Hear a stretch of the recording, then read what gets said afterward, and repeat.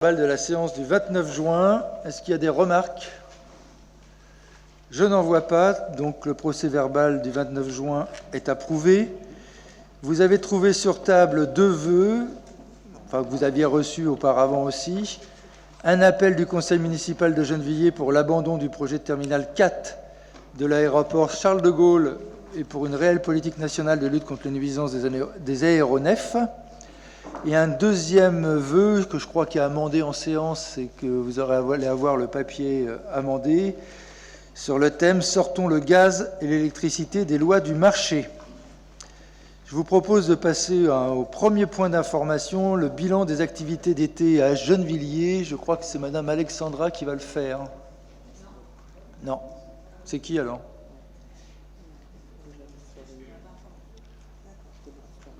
Donc il n'y a pas ce point-là? Bon, très bien. Vous l'aurez une autre fois, le bilan des activités d'été. Je vous propose de passer aux synthèses du parc social de l'année 2021. Madame Lafont, vous êtes blagueuse. Merci. Oui, bonsoir. Donc, comme chaque année, la direction du logement et du patrimoine, qui est devenue la direction de l'habitat, réalise une étude qui analyse... le PowerPoint n'est pas tout à fait assis de l'autre côté, mais pas là. Une étude qui analyse donc les actions réalisées dans le cadre des orientations politiques municipales du logement. Cette synthèse du parc social présente des analyses descriptives et statistiques et détaille l'avancée des constructions ou des travaux en cours. Notre volonté est de permettre aux Gennevillois qui ne peuvent pas accéder au parc privé, de plus en plus cher, y compris à Gennevilliers, de continuer à habiter dans leur ville s'ils le désirent. Tout comme 2020, l'année 2021 a été marquée par la crise sanitaire, mais de façon moins intense, puisqu'elle a vu la levée des contraintes permettant de revenir à des conditions quasi normales d'accueil et d'instruction des dossiers. Malgré ces difficultés, nous avons poursuivi notre politique du logement volontariste et en dépit des contraintes réglementaires ou financières, nous tenons notre engagement en favorisant la proximité avec les habitants. Alors, sur l'activité du service logement, donc comme je le disais tout à l'heure, il a pu reprendre de façon quasi normale en 2021, après une année 2020 qui a été très contrariée par la crise sanitaire. Il y a eu un système diurne qui a été installé au rez-de-chaussée durant la période du Covid. Ce système a été pérennisé et cette urne est bien identifiée et utilisée par les demandeurs. Cela permet de désengorger aussi le service logement pour des dépôts de documents qui ne nécessitent pas d'échanges particuliers et ça permet aussi donc de simplifier le parcours des demandeurs. Les agents renseignent également les demandeurs par téléphone. En ce qui concerne mes permanences, j'ai rencontré 142 ménages en 39 permanences. Donc, je rappelle que seuls les demandeurs qui ont 3 ans d'ancienneté ou plus peuvent demander un rendez-vous qui pourra ensuite être accordé selon le dossier. En 2021, le nombre de courriers de réponse envoyés par l'administration a augmenté, il s'élève à 660 et donc il est supérieur aux 2 années précédentes, donc signe que le service a bien redémarré. Alors, sur le pacte social sur la ville de Gennevilliers, au 1er janvier 2021, la ville compte 12 755 logements sociaux conventionnés, contre 12 757 au 1er janvier 2020. La ville dispose donc de 67,47% de logements sociaux, ce qui fait d'elle la commune au plus fort taux de logements sociaux de tout le département. Malgré quelques livraisons dans le centre-ville, le chiffre n'a quasiment pas varié à cause de la démolition de Brenu. Pour rappel, quand même, dans le département, il y a 19 villes qui ne respectent pas la loi SRU, avec un taux minimal réclamé de 25% de logements sociaux, et 9 sont même en dessous de 20%. Un comparatif sur la slide a été fait sur les autres communes du T5. Et au 1er janvier 2021, les équilibres ne changent pas par rapport à l'année d'avant. Et Asnières et Bois-Colombes continuent d'être en fin de classement, respectivement à 21 et 19%, en deçà des 25% exigés. Bois-Colombes fait l'objet d'ailleurs d'un arrêté de carence, ce qui l'oblige à verser une compensation financière au Fonds national d'aide à la pierre. Asnières, quant à elle, ne fait plus partie des communes faisant l'objet d'un arrêté de carence, bien que son taux soit inférieur au taux minimum légal, du fait de l'atteinte de l'objectif triennal de rattrapage. Alors, pour que le parc social, évidemment, soit de qualité, il faut qu'il bénéficie aussi d'interventions régulières sur le cadre bâti et sur les espaces extérieurs. Donc, il y avait des travaux qui étaient en cours ou qui se sont terminés en 2021. Il y a eu des travaux sur la résidence I3F de la Croix aux Luttes qui n'ont pas été terminés en 2021 à cause du retard accumulé à des retards de livraison de matériaux ou des défaillances d'entreprises. Il reste quelques interventions sur les espaces extérieurs, mais l'essentiel des travaux de réhabilitation de l'immeuble a été livré à la fin du mois de mai 2022. Pour Gennevilliers Habitat, il y a eu le démarrage des travaux sur les immeubles de la place Indira Gandhi, qui concernent 70 logements, sur la rue Marcel Lamour. Et les travaux sur Gandhi devraient être réceptionnés le mois prochain. Il faudra attendre encore un peu pour ceux de Marcel Lamour. Les travaux de la première tranche de l'extension réhabilitation du foyer Adoma-Lecoq, celui qui est devant le dépôt RATP, côté Asnières, ils ont démarré donc par l'extension sur l'emprise de l'ancien hôtel des autobus. Donc le chantier a bien respecté ses délais et l'extension a pu accueillir ses résidents en août 2022. Le foyer Lecoq originel donc est quasiment vide et les travaux de réhabilitation vont pouvoir démarrer. Des travaux sont prévus en 2022, donc la réhabilitation des tours 5-7 de la rue des Agnettes, elles ont pris du retard. La livraison est donc prévue en septembre 2023. Il y a également donc la réhabilitation du parking souterrain du foyer Coalia, rue Traversière. Alors, il y avait plusieurs projets il y a toujours d'ailleurs plusieurs projets de démolition-reconstruction qui durent depuis quelques années. Donc la Barbe Nue, l'immeuble a été grignoté et démoli durant le printemps 2022. La prochaine étape donc sera la construction de la nouvelle rue sur la parcelle et des derniers immeubles à livrer. Donc pour rappel, il y aura 205 logements, dont 97 en accession, 32 en accession sociale et 76 en PLS. De l'autre côté de la rue Brenu, l'opération du foyer Adoma est moins avancée. Ce foyer de 389 places doit être démoli. Donc la démolition a pris du retard car la préfecture a des difficultés pour identifier une parcelle de reconstitution partielle du foyer démoli. Ils doivent reconstituer 100 places. La ville d'Asnières vient de rétro-pédaler après avoir donné son accord sur une parcelle qui était sur l'avenue Gabriel-Péry, et ce qui aurait permis aussi de ne pas trop éloigner les quelques résidents de Brenu qui seraient relogés dans cette nouvelle résidence. Donc les discussions et recherches vont reprendre, mais nous souhaitons que l'accord des 100 places reconstituées à l'extérieur de la commune soit respecté par l'État. Aujourd'hui, il reste 64 résidents dans le foyer, mais plus de la moitié n'a pas été rencontrée et serait absente depuis le redémarrage de la mousse au mois de janvier 2022. Et pour la reconstitution, donc pour finir de reloger les résidents du foyer, donc il y aura la résidence poissonnière, 50 places, qui sera livrée en 2023. Donc comme je le disais tout à l'heure, le foyer Adoma-Lecoq va être restructuré. Donc aujourd'hui, ces 80 places qui sont en chambre avec cuisine et sanitaire partagés, donc sera transformé en résidence sociale de 83 logements. Donc, il y aura donc le démarrage de la deuxième tranche qui est imminent là, et donc avec une livraison prévue au troisième trimestre 2023. Alors, comme je le disais en introduction, nous avons eu très peu de livraisons. C'est une année qui est assez pauvre, puisqu'il y a eu donc 50 logements en face de la mairie, 50 logements sociaux familiaux qui construit suite à la reconstitution des logements démolis lors de l'opération de la Barbe Brenu, et 100 logements étudiants aussi, donc gérés par la LJT, qui ont été livrés par séquence dans la même opération. Alors, sur les demandeurs de logement. Le nombre de demandeurs franciliens qui demandent Gennevilliers est resté quasi stable en 2021, avec 24 012 demandeurs contre 24 272 en 2020 et 6 382 demandeurs qui demandent Gennevilliers en première position, contre 6 467 en 2020. C'est ce chiffre-là qui est retenu par l'État pour désigner les demandeurs gennevillois. Nous préférons, nous, retenir un chiffre que l'on trouve le plus pertinent et qui est celui des demandeurs qui ont un lien avec la ville, qu'ils soient habitants ou salariés.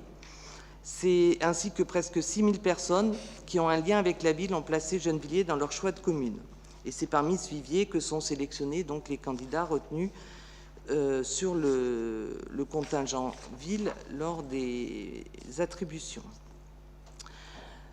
Donc, 44% des demandeurs ont plus de 4 ans d'ancienneté, délai à partir duquel le demandeur peut former un recours d'ALLO du fait d'un délai d'attente anormalement long, et 52% des demandeurs ont moins de 3 ans d'ancienneté. On a fait aussi un petit focus sur les demandes qui ont plus de 10 ans, qui sont au nombre de 186.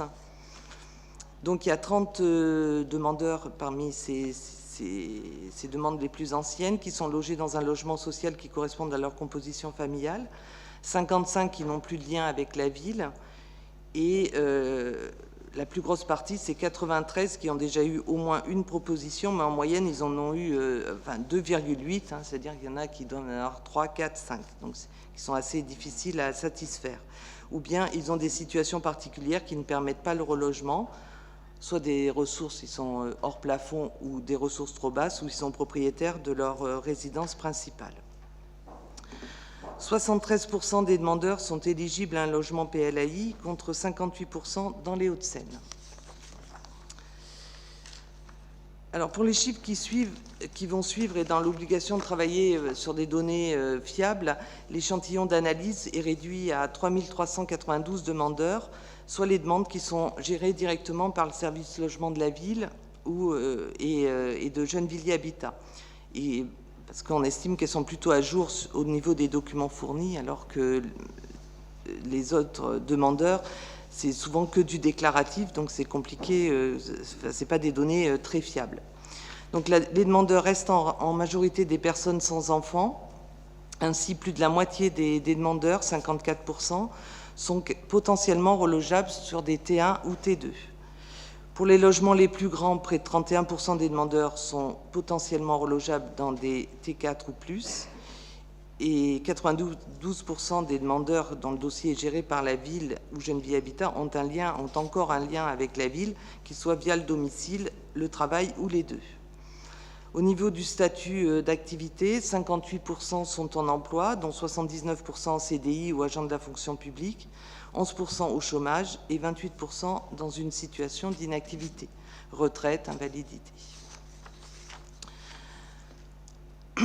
Alors, 42% des demandeurs sont déjà des locataires HLM qui demandent une mutation pour plus grand en majorité. 22% sont chez leurs parents ou leurs enfants et 15% des demandeurs sont locataires du parc privé. Les statuts donc sont en adéquation avec les motifs de demande, soit 37% soit un logement plus grand. Donc, en revanche, les motifs de demande inscrits sur le CERFA ont changé et l'item personnes hébergées ou sans logement, et qui représentait 30% des demandeurs l'an dernier, est désormais éclaté en plusieurs catégories, pas forcément bien explicites et compréhensibles d'ailleurs. Alors là, donc sur les demandes, donc la demande qui est concentrée donc sur les T2, T3, mais il est à noter que la typologie retenue pour ces chiffres ne concerne que la typologie minimum que le demandeur demande. Ainsi, un demandeur qui coche, par exemple, T1, T2, T3, il sera compté comme un demandeur de T1. Or, la demande de T2, qui est déjà très importante, est sous-évaluée car, dans la réalité, les demandeurs refusent largement les T1, même dans le cas où ils ont demandé T1 et T2. Donc, ils veulent qu'un T2. Donc, c'est pour ça que le temps d'attente aussi est très important sur les T2. La typologie minimum demandée T2, T3 représente 60% des demandes. Alors, sur les attributions de logement, les attributions sont en baisse par rapport à 2020, avec près de 45 logements attribués en moins. Ceci s'explique par le manque de nouveaux logements construits qui ne permet pas une rotation du parc. Sur les réservations, le contingent ville reste le plus utilisé, mais il y a un rééquilibrage avec les réservations Action Logement qui sont quasiment au niveau des attributions de l'État. Et à noter que alors on dit qu'il y a des réservataires, mais ça peut être différent des attributaires, car des fois, il y a des logements qui sont potentiellement utilisables pour du relogement prioritaire ou laissés pour un tour pour un réservataire au profit d'un autre. La plupart des logements attribués en 2021 sont des T3, 36%, et des T2, 31%. Viennent ensuite les T4, 22%, T1, T 13%, et les T5 et plus, 3%. La part des T1 et T2 est plus importante parmi les logements attribués, 44%, que dans le total des logements sociaux gennevillois, 33%.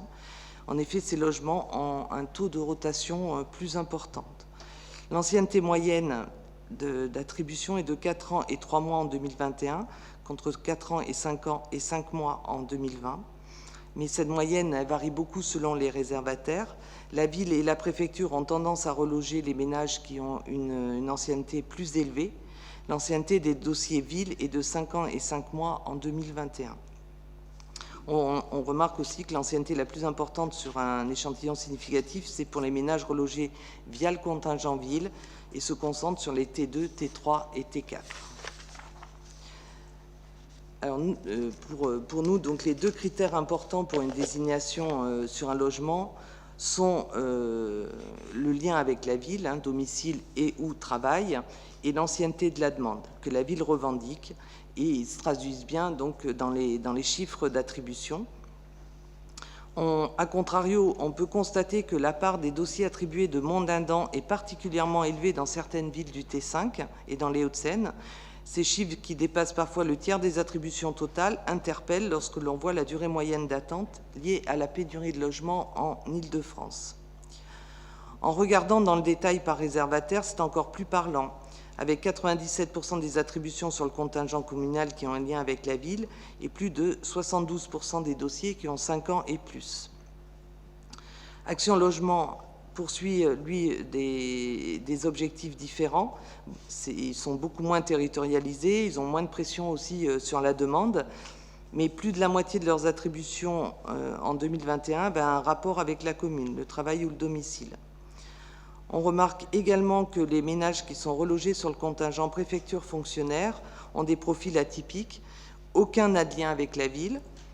20% d'entre eux ont moins d'1 an d'ancienneté. Pour rappel, les fonctionnaires d'État ont accès à une plateforme et postulent directement sur des logements.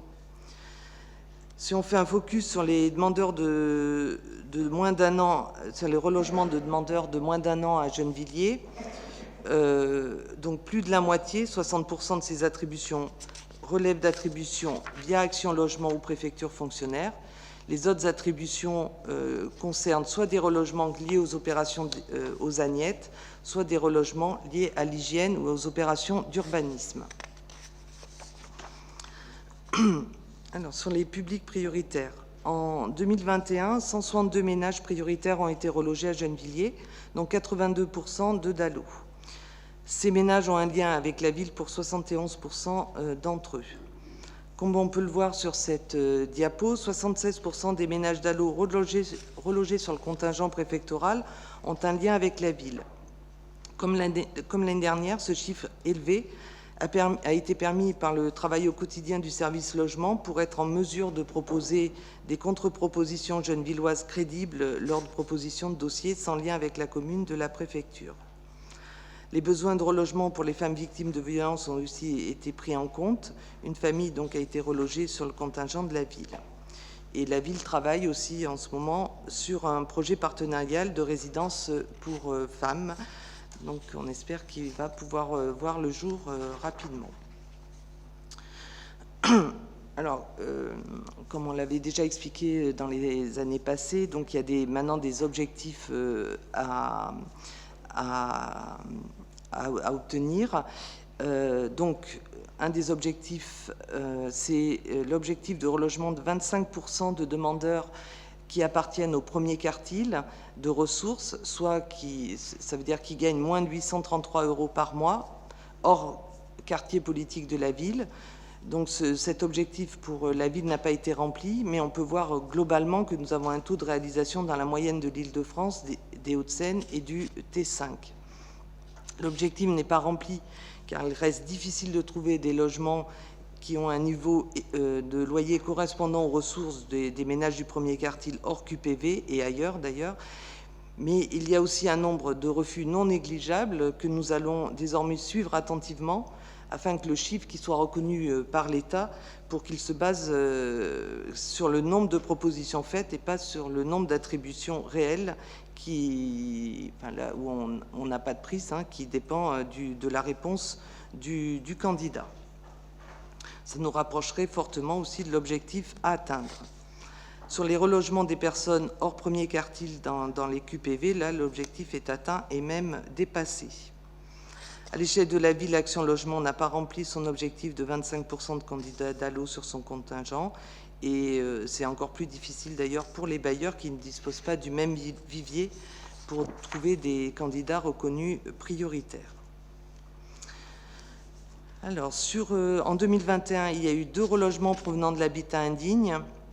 Nous avons fait d'autres logements pour des ménages dont les logements étaient suivis par le service hygiène et sécurité, avec parfois des mises en demeure assez importantes, mais qu'on ne peut pas classifier en habitat indigne parce qu'il n'y a pas eu de prise d'arrêté. Concernant les Agnettes, 3 relogements étaient faits sur les réservations villes afin de permettre la réhabilitation des tours 5 et 7, et 4 ménages qui habitent au 9 rue des Agnettes ont également été relogés sur notre contingent en prévision de la démolition de la tour. Donc 6 relogements concernant les tours des Agnettes ont été faits sur le contingent ville en 2021.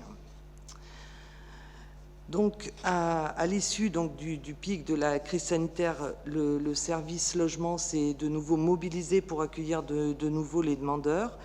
Néanmoins, en dépit de nos efforts, la pression du nombre de demandeurs se conjugue toujours avec une réelle pénurie.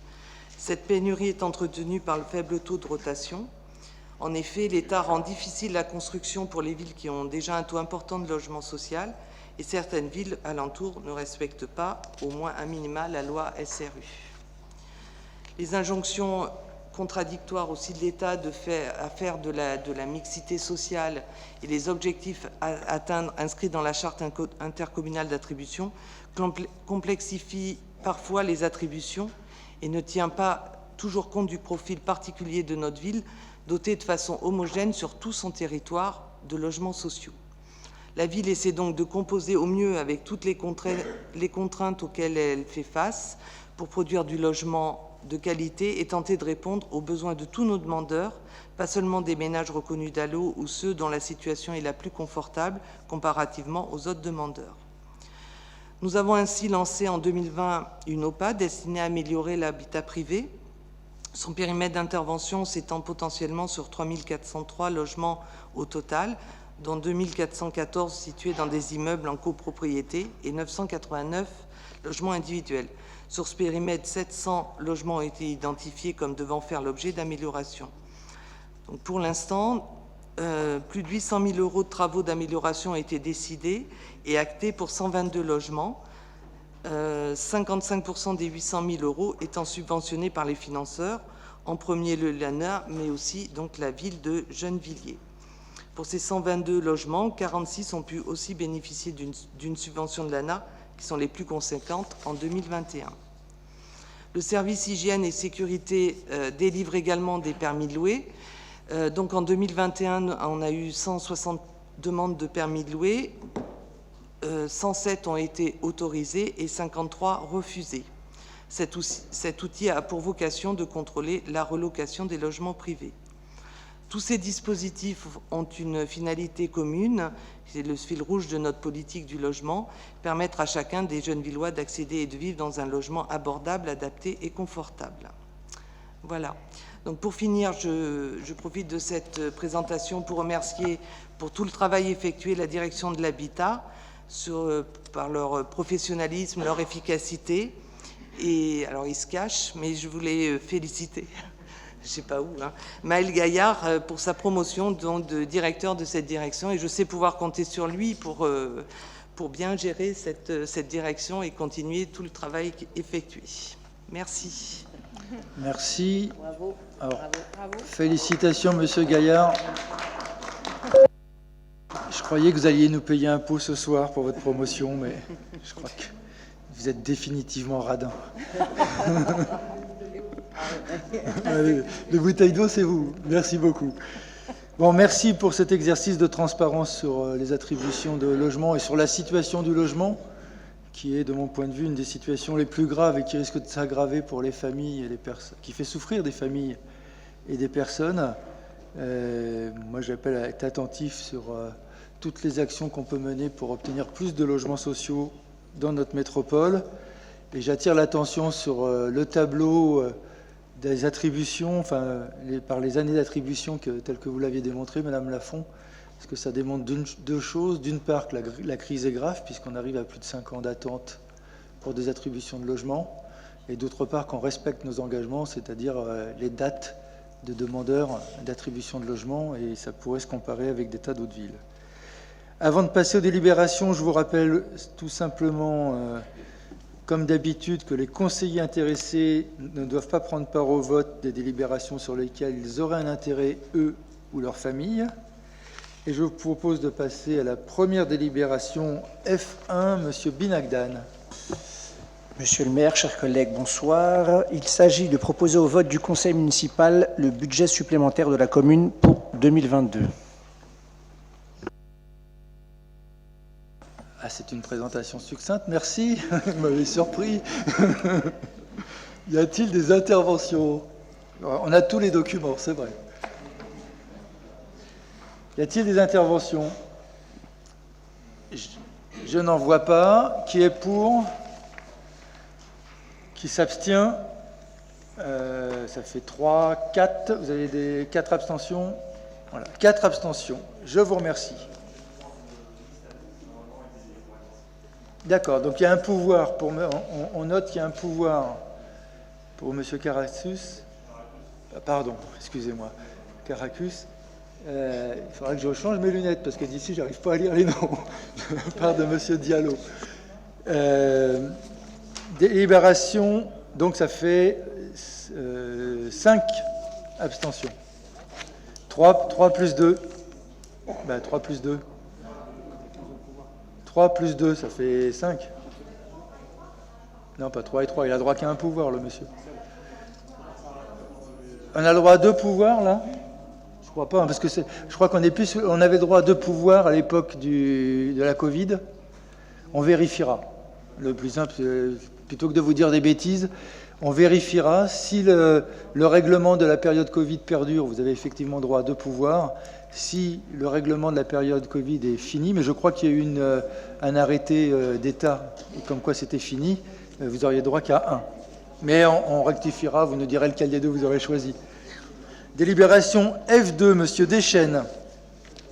Il s'agit du budget supplémentaire de la restauration du personnel des administrations publiques. Le budget supplémentaire constate l'affection du résultat du compte administratif 2021 ainsi que divers ajustements de crédit entre chapitres. Merci. Qui est contre? Personne. Qui s'abstient? Même vote. 5 abstentions. Délibération F3, Madame Attaf. Ah, pardon. Vous votez pour? D'accord. Donc, 2 abstentions et tout le reste est pour. Excusez-moi, c'était trop vite. Délibération F3, Madame Attaf. Oui, bonsoir. Il s'agit du budget supplémentaire 2022 du cinéma Jean Vigo. Merci. Qui s'abstient? Qui vote pour? L'unanimité. Je vous remercie. Délibération F4, Monsieur Binagdan. Il s'agit de l'affectation du résultat en fonctionnement de l'exercice 2021 qui est proposé au vote du conseil municipal. Il détermine ainsi quelle part vient financer l'investissement de l'exercice 2022 et quelle part est conservée en fonctionnement. Merci. Des interventions? Je n'en vois pas. Qui est pour? La majorité, n'oubliez pas de voter pour. Merci. Qui s'abstient? 5 abstentions. Non, c'est pour vous réveiller. Délibération F5, Madame Lafont. Alors, Monsieur Éloi Simon. Il s'agit de l'affectation du résultat du compte administratif 2021 du budget annexe de la restauration du personnel des administrations publiques. Merci. Qui s'abstient? 2 abstentions. Qui est contre? Aucune. Tout le reste vote pour. Je vous remercie. Délibération F6, Madame Desmaîtres. Bonsoir à tous. Donc c'est l'exercice 2022, l'affectation du résultat du compte administratif 2021 du budget annexe du cinéma Jean Vigo. Merci. Qui est pour? L'unanimité. Je vous remercie. Délibération F7, Madame d'Alcantara. Oui, il s'agit de l'autorisation de signature du contrat de développement département-ville CDDV. Merci. Je fais remarquer que nous avons gagné une hausse avec ce contrat dans le cadre de notre négociation, puisque les financements progressent de 27%, 27,5%, ce qui est plutôt bien, et auxquels se rajouteront, on le verra tout à l'heure, les contrats d'avenir. On va remercier le département. Qui est pour? Qui s'abstient? Vous abstenez? Levez votre main, parce que sinon, je n'arrive pas à deviner vos votes. Je vous remercie. Délibération F8, Madame d'Alcantara. Alors, il s'agit d'attribuer des subventions à des associations locales dans le cadre du développement départemental ville, du contrat développement département ville. Merci. Alors, Monsieur Grichy, Monsieur Dany, Madame Toumi, Madame Haug, mais elle n'est plus dans notre assemblée, Monsieur Ndiaye, Madame Moreau, Monsieur Boucriche et Madame Lanoiselet ne prendra pas part au vote parce qu'ils sont membres des CA de ces associations. Qui s'abstient? Qui vote contre? Qui vote pour? L'unanimité. Je vous remercie. Délibération F9, Monsieur Ndiaye. Bonsoir. Il s'agit d'une autorisation de signature du protocole pour les quartiers d'avenir Hauts-de-Seine. Alors, ça, c'est vraiment du plus par rapport à avant, donc, parce que nous avons réussi à négocier 10 millions supplémentaires pour Gennevilliers pour essayer d'améliorer la situation encore et obtenu du département. Qui est pour? Ah, pardon, vous voulez parler? Allez-y, Madame Girardi. Ça fonctionne? Oui, c'est bon.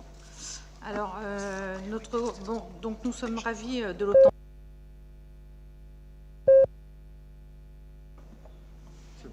C'est bon. De l'obtention de ces fonds pour un programme de telle envergure, c'est une bonne augure pour notre commune, mais nous voudrions tout de même indiquer, après avoir rencontré à maintes reprises des locataires du quartier des Agnettes, que ces travaux deviennent un calvaire quotidien pour eux. Ils sont en grande souffrance, ils n'ont aucun interlocuteur, que ce soit au niveau de Gennevilliers Habitat ou de la ville, et encore moins au niveau des entreprises qui interviennent. C'est bien de mettre de l'argent dans un super projet, on ne dit pas que c'est mal, mais il faudrait penser à coordonner mieux les choses et à informer les locataires pour qu'ils puissent enfin être acteurs aussi des travaux, de la rénovation de leur quartier. Voilà. Merci beaucoup. Alors, dire qu'ils n'ont pas d'interlocuteur, c'est pas tout à fait juste, parce qu'on y est passé. J'ai pu moi-même discuter avec eux lors de la visite de quartier au pied de leur bâtiment. Donc, il n'y a pas plus. Peut-être pas rencontrer les mêmes personnes. Il n'y a pas plus de proximité que cela. Non, il y avait du monde. Et ils étaient tous descendus d'ailleurs pour dire ce qui allait et ce qui allait pas. Et il y a effectivement, il y a des questions de coordination avec l'entreprise, puisque Gennevilliers Habitat est intervenu auprès de l'entreprise qui ne tient pas toujours ses engagements de délai et de rencontre. Donc Gennevilliers a fait son travail et revoit, et d'ailleurs il y a des travaux qui ont été arrêtés pour justement que cette coordination puisse être mieux faite, en plus du problème d'acheminement de matériel. Et nous avons une réunion avec les habitants le 4 octobre, oui, qui est prévue. Voilà, donc on tient compte des difficultés. Qui est pour? L'unanimité, je vous remercie. Délibération F10, monsieur Ndiaye. concerne les quartiers d'avenir Hauts-de-Seine. Il s'agit d'une autorisation de signature de la convention d'attribution d'une subvention pour la construction de l'équipement multifonctionnel, culturel et intergénérationnel, centre social SAD APSI. Merci. Y a-t-il des interventions, Madame Chala? Oui, justement, on est content que M. Absi soit honoré, mais moi, je voulais vous relancer un petit peu sur notre ami Kader Othman, à savoir si sa mémoire va être aussi honorée. Alors, je ne voudrais pas être désagréable, mais comparer M. Othman à M. Absi...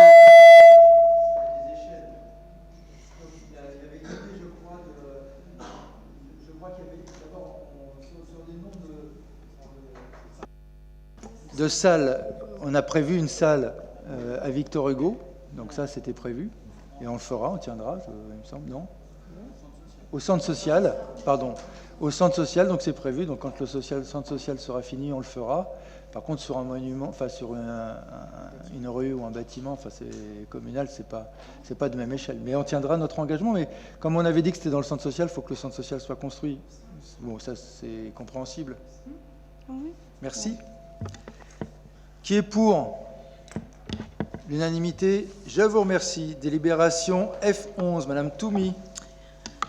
Bonsoir. Toujours dans le cadre du dispositif Quartier d'avenir, il s'agit d'autoriser Monsieur le maire à signer la convention attributive d'une subvention qui a atteint la hauteur de, je suis désolée avec le bruit, j'hésite, de 5 millions d'euros pour le projet de démolition-reconstruction de l'école Joliot-Curie au sein de l'ANRU et du quartier des Agnettes. Y a-t-il des interventions? Je n'en vois pas. L'unanimité? Je vous remercie. Délibération F12, Monsieur Boucriche. Alors, c'est une autorisation de signature de la convention de collecte de dons par la Fondation du patrimoine. Merci, c'est pour les écuries Richelieu. Qui est pour? Pardon, Madame Girardi. Non. C'était pour savoir où ça en était, justement, parce qu'on n'a pas l'impression que ça bouge énormément. Vous avez raison, ça ne bouge pas énormément. Mais on va vous expliquer pourquoi ça ne bouge pas. Madame Pérez. Oui, alors si ça bouge, mais ça bouge pas publiquement, parce que pour l'instant on est en train de travailler avec les architectes et notamment l'architecte des Bâtiments de France. C'est un travail un peu compliqué parce qu'on a l'architecte des Bâtiments de France derrière nous qui vérifie le projet sur chaque partie et qui nous impose aussi, enfin vous devez le savoir parce qu'on l'a souvent dit, une manière de construire avec des matériaux spécifiques, et donc il faut qu'il soit validé, donc ça prend un peu de temps parce que l'architecte des Bâtiments de France, il est pas nombreux. Donc on est en phase finale de ce travail. Et dès que, normalement, en 2023, on va pouvoir commencer les travaux, dès que le site est assez sécurisé pour le faire visiter aux habitants, on le fait. On pensait plutôt à l'automne 2023. Mais je ne peux pas vous donner de date précise. Par ailleurs, justement, là, on a lancé le mécénat. Donc, vous le savez, on l'avait commencé avec la Fondation. Et là, on lance le mécénat auprès des particuliers. Donc, on va pouvoir continuer à travailler sur le financement du projet. Mais c'est vrai que c'est long. Vous avez raison. Le travail qu'on fait, c'est un travail caché, je dirais, pour pouvoir réhabiliter ces écuries avec les matériaux de l'époque et l'aspect qu'il avait à l'époque. C'est un travail aussi de négociation avec l'architecte des Bâtiments de France, parce qu'on n'est pas toujours d'accord sur un certain nombre de choses. Je vous donne un exemple. On a bataillé un certain temps sur la taille des fenêtres, par exemple. Voilà, et ce qu'on a la possibilité de faire et de ne pas faire. Ça prend un certain temps, effectivement. Mais une fois que l'ensemble sera validé, ce sera un beau bâtiment. C'est pas un bâtiment simple, et c'est pas une réhabilitation simple comme on réhabilite les logements. Alors réhabilitation simple, une réhabilitation n'est jamais simple, mais c'est beaucoup moins simple que de réhabiliter les tours des Agnettes, par exemple. J'en conviens pas. Et puis on essaie de garder l'enveloppe à 3 millions, ce qui n'est pas évident. Merci. Délibération F12, donc qui est pour lancement d'appel de fonds? Je vous remercie, l'unanimité. Délibération F13, Madame Desmettre. Il s'agit d'une garantie d'emprunt concernant le rachat du prêt crédit foncier par la Caisse d'épargne par l'Association pour le développement des foyers ADEF Résidence. Merci. Y a-t-il des interventions? Je n'en vois pas. Qui est pour? L'unanimité. Je vous remercie. Délibération F14, Madame Pérez. Oui, il s'agit du reversement d'une part de la taxe d'aménagement communal à l'établissement public territorial Boucle Nord de Seine. Alors pourquoi? Depuis la loi de décembre 2021 pour les finances 2022, nous sommes obligés de partager la taxe d'aménagement au sein du bloc communal. Et donc, les 7 communes qui forment le territoire reversent donc 0,1% du produit de la taxe d'aménagement perçu sur l'année N-1. Merci. Pas d'intervention. Qui est pour? L'unanimité. Je vous remercie. Délibération F15, Monsieur Houchen. Il s'agit d'autoriser donc la signature d'une convention de financement avec l'Association des professionnels libéraux de santé de Gennevilliers et de Villeneuve-la-Garenne, APLSG, pour le projet d'aménagement du nouveau site Gabriel Péri de la maison de santé pluridisciplinaire des Agnettes. Merci. Qui est pour? L'unanimité. Je vous remercie. Ça fait partie de notre combat contre la désertification médicale et pour retenir des médecins sur la ville.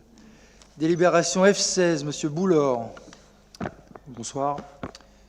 Donc il s'agit, pour cette délibération, donc la forte croissance de l'inflation impacte les factures énergétiques et le coût des produits de première nécessité des familles de conditions modestes. Parmi celles-ci, les familles monoparentales sont particulièrement touchées. La volonté municipale de soutenir les familles monoparentales par le biais d'une aide qui leur permettra de faire face à leurs besoins fondamentaux. Le versement de cette aide financée par la ville doit être assuré par la caisse d'allocation familiale. Donc l'aide est destinée aux familles monoparentales avec enfants de moins de 20 ans, à savoir 1708 allocataires répartis comme suit: 1005 en emploi, 329 en chômage, 374 en inactivité. Le montant de cette aide sera de 200 € par foyer versé à l'automne 2022 pour un montant total de 341 600 €. Donc il s'agit d'autoriser Monsieur le maire à verser une subvention en faveur de la Caisse des allocations familiales des Hauts-de-Seine à l'attention des 1708 allocataires. Voilà.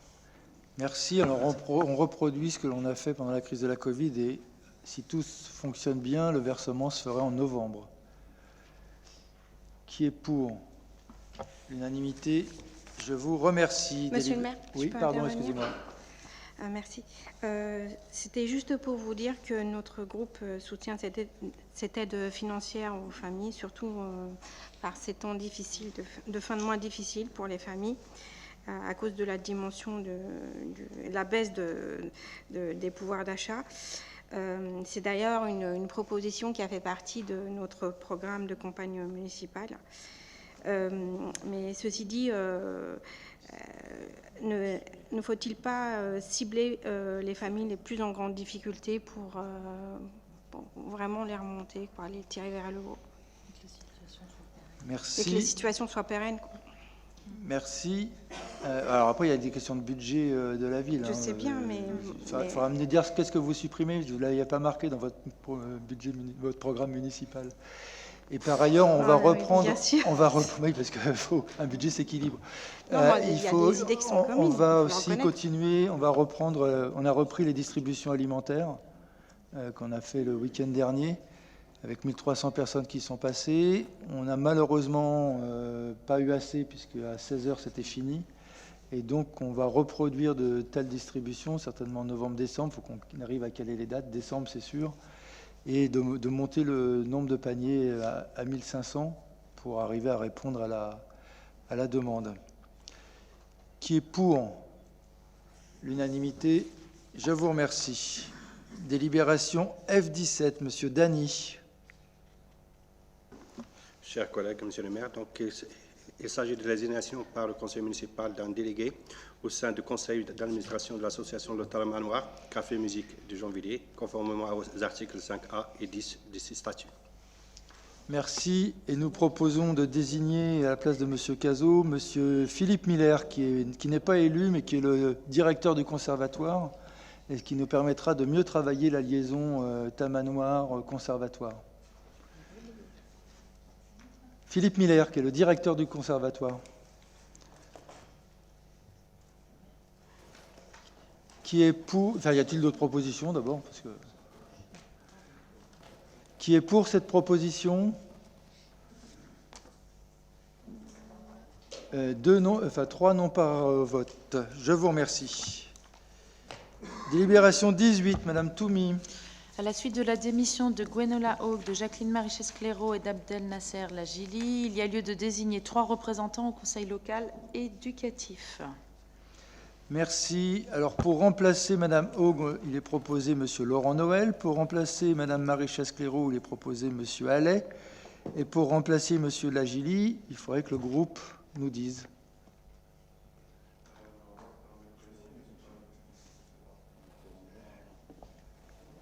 Vous ne savez pas s'il y en a un qui...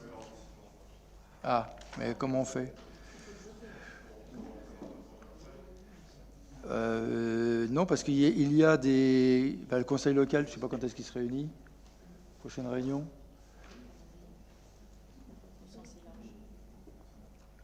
Alors, on peut peut-être désigner les deux, et puis il restera un poste vacant. On va faire comme ça. C'est jouable, ça. Hein, on fait comme ça. Qui est... ça vous convient? Qui est pour? L'unanimité? Je vous remercie. Délibération F19, Monsieur Dany. Il s'agit de désignation d'un délégué donc, au conseil municipal, d'un délégué de conseil municipal au sein de l'association Vacances Voyages et Loisirs. Merci. Alors, à la place de Madame Gwenola Haug, il est proposé Monsieur Laurent Noël. Il va avoir des coûts à payer, Laurent Noël. Qui est pour? Qui s'abstient? Non-participation au vote? Je voulais me proposer, c'est possible? Vous voulez vous proposer? Est-ce que vous êtes d'accord pour qu'on fasse un vote à main levée sur les candidatures? Ou on fait un vote à bulletin secret? Non, il faut le décider, hein, c'est de droit. Bulletin le vote secret? Bulletin secret? Eh bien, un vote à bulletin secret. On ne peut pas le refuser, donc vote à bulletin secret. Eh bien, on va attendre, on prépare les bulletins de vote et puis on fait un papier. On a des papiers sur nous ou on n'a pas de papier blanc?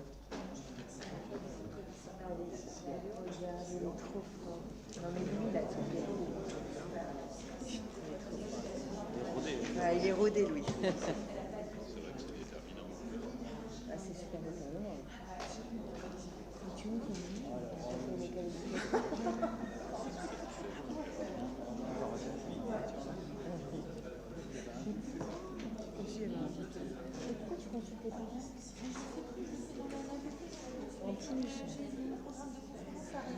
Mais Madame Chalat, comme nous n'avons pas la procuration de vos... Vous n'avez qu'une voix.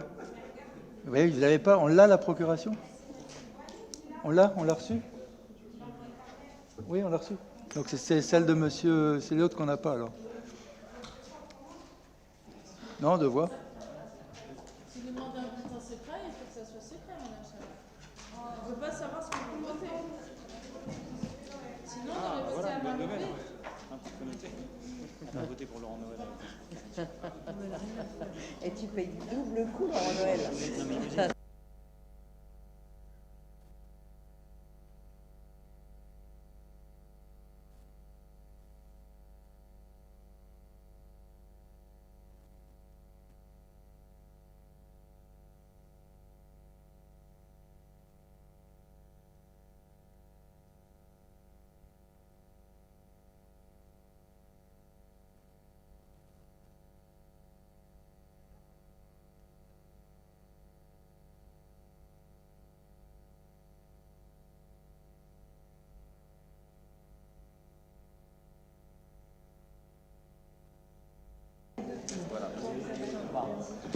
Bien, je vous rappelle, le vote, c'est vous mettez un seul nom, ou pas de nom d'ailleurs, vous avez le droit de ne pas voter, vous avez le droit de voter blanc, j'ai d'autres pouvoirs. soit, et si vous avez pouvoir, n'oubliez pas de voter pour votre pouvoir, soit Monsieur Noël, soit Madame Chalat.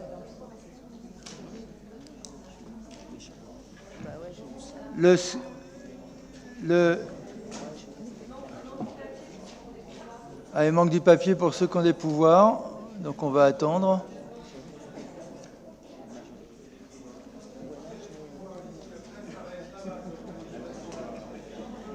Non mais, Éloi, on a demandé pour nous. Très bien. Ben, je vous propose d'écrire...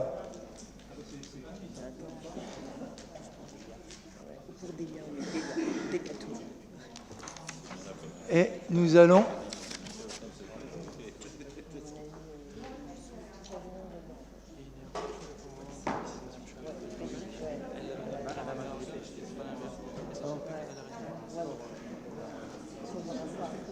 Madame Chalat, l'administration me fait remarquer qu'il y a une erreur dans votre pouvoir. C'est Madame Chalat qui donne pouvoir à Monsieur Méarga. C'est comme ça que c'est écrit. Oui, donc vous retirez un bulletin, s'il vous plaît. Ben, on va vous le montrer. Attendez avant de voter. On vous montre le pouvoir. Ben, c'est ce qui est écrit. Enfin, on vérifie, on vous l'amène. Si on peut me l'amener, que je le vois.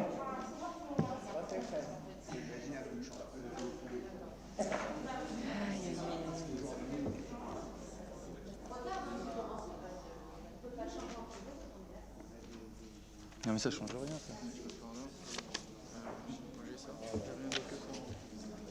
Oui, le message qu'on a reçu, c'est « Je soulignais Madame Chalat Karine, conseillère municipale, déclare donner mon pouvoir à Monsieur Hassan Méarga pour le conseil municipal du 29 septembre. » Donc, vous n'avez pas donné de pouvoir. Voilà, je vous remercie. C'est lui qui n'a pas donné.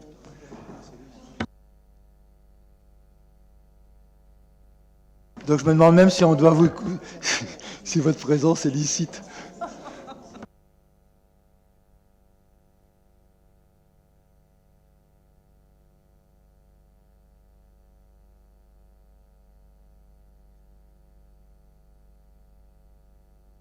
Bon, est-ce qu'il y a deux conseillers municipaux qui veulent bien dépouiller? Madame Chalat, vous voulez bien faire le dépouillement avec quelqu'un d'autre?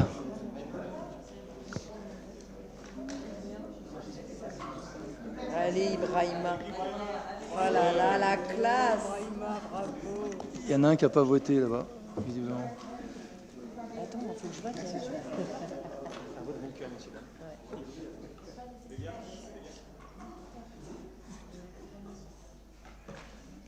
Là, il y a un coin de table de libre là-bas.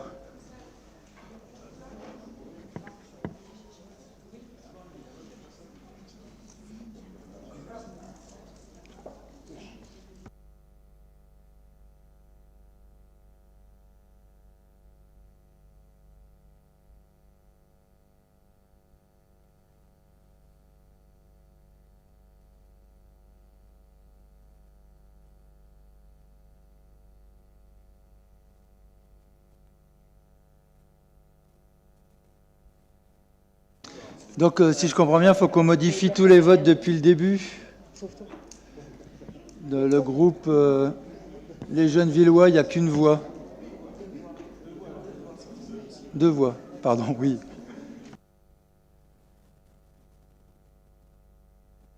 Je ne suis pas sûr, parce que si elle a donné pouvoir à M. Méarga et que M. Méarga n'est pas là, je ne sais pas si son vote compte. Non, vous avez raison.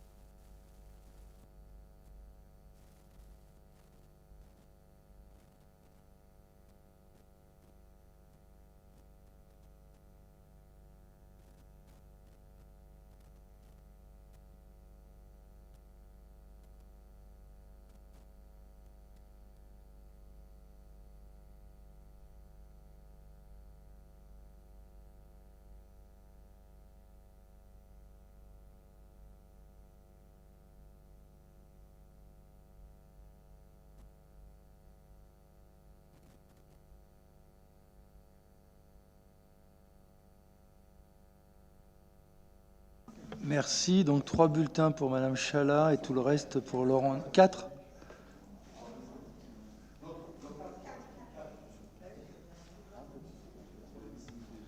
4 pour Madame Chala et le reste pour Laurent Noël. Je vous remercie. On passe à la délibération suivante. Donc, Monsieur Laurent Noël est désigné. Désignation d'un membre au comité directeur de la... Ah, pardon, j'ai dit Monsieur... Si, ben, il n'est pas là.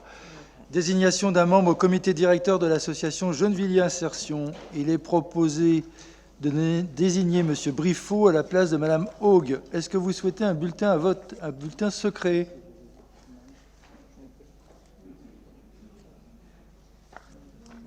Il faut me répondre à ma question, c'est facile. Non. Un vote à main levée. Qui est contre? Qui s'abstient? Qui est pour? Non-participation au vote? L'opposition? Je vous remercie. Délibération 21, Monsieur Damoun. Il s'agit de la désignation d'un représentant de la commune de Gennevilliers au Parlement étudiant, instance qui se trouve sur le site de l'Université Paris-Cergy. Merci. Il est proposé de Madame Toumi comme titulaire, Monsieur Mera comme suppléant. Vote à main levée, vous êtes d'accord? Oui. Non-participation au vote, l'opposition, qui est pour, le reste? Je vous remercie. Délibération 22. Il s'agit de désigner un représentant au conseil municipal du conseil d'administration de la Caisse des écoles.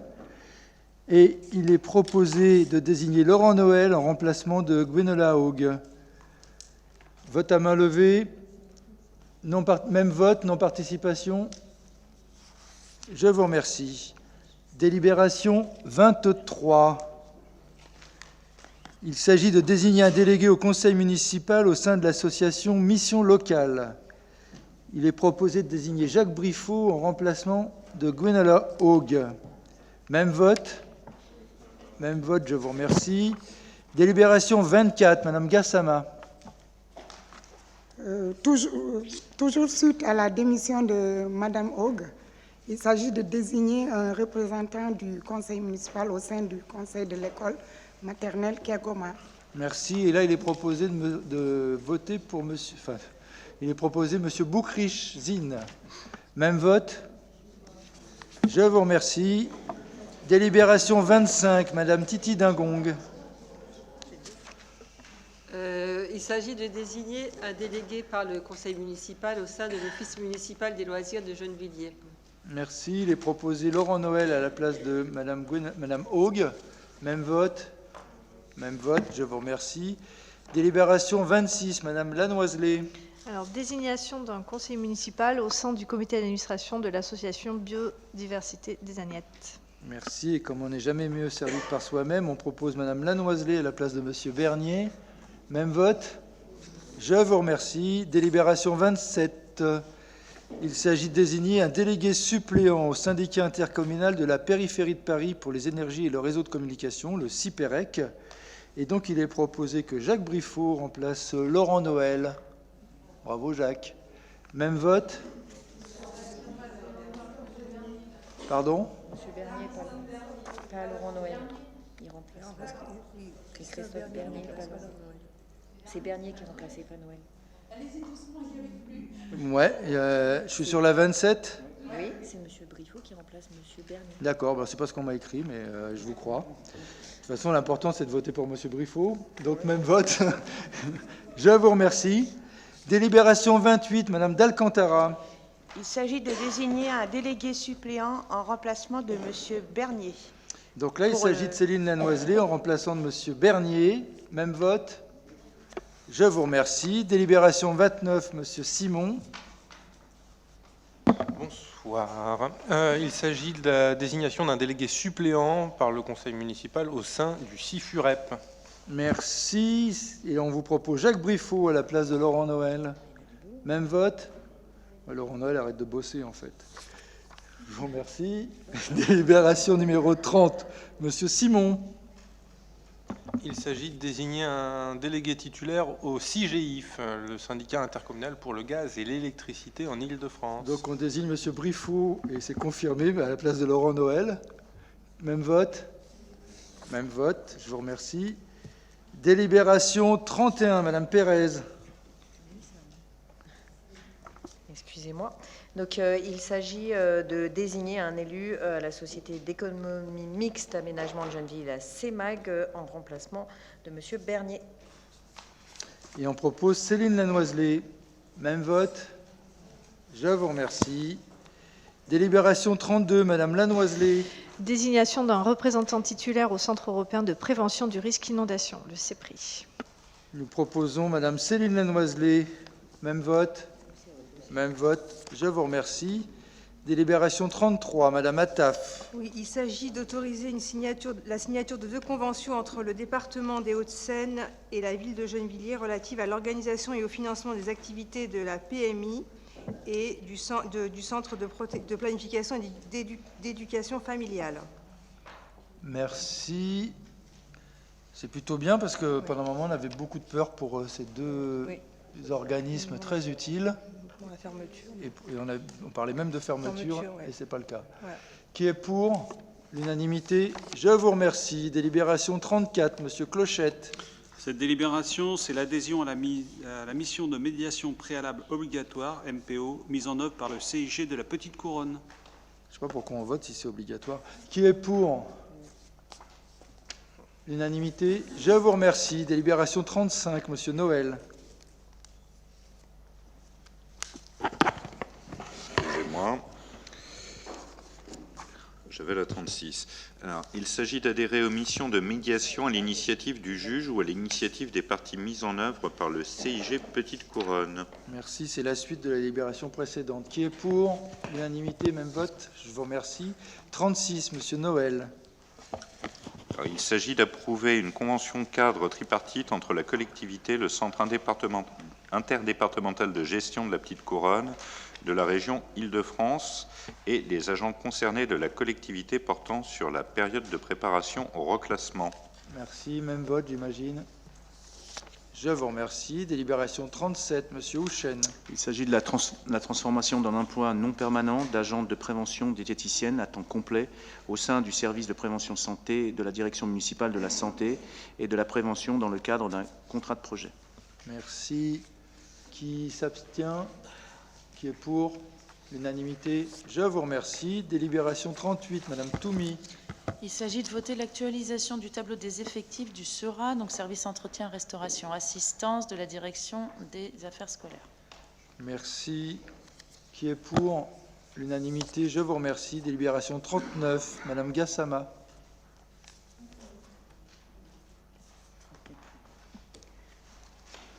Il s'agit de la transformation d'un poste de chargé de mission habitat dégradé et copropriété au sein de la direction des projets opérationnels, poste de catégorie A à temps complet, attaché ou ingénieur. Merci. Qui est pour l'unanimité? Je vous remercie. Délibération 40, Monsieur Absi. Il s'agit d'autoriser à Monsieur le maire de récompenser chacun des lauréats de l'édition 2022 du concours de pitch Entreprendre à Gennevilliers, selon les résultats des délibérations du jury constitué à ces fins. Merci. L'unanimité, j'imagine?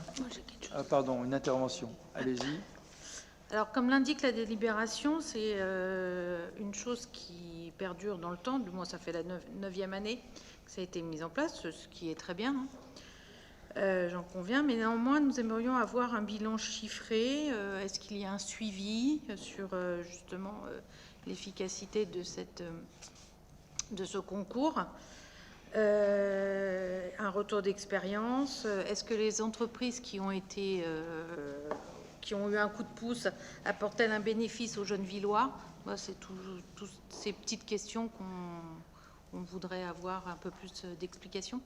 Alors, on pourra vous le donner en détail, mais il y a des belles réussites, puisqu'il y a une des femmes qui avait gagné l'année dernière le premier prix, s'est installée d'ailleurs.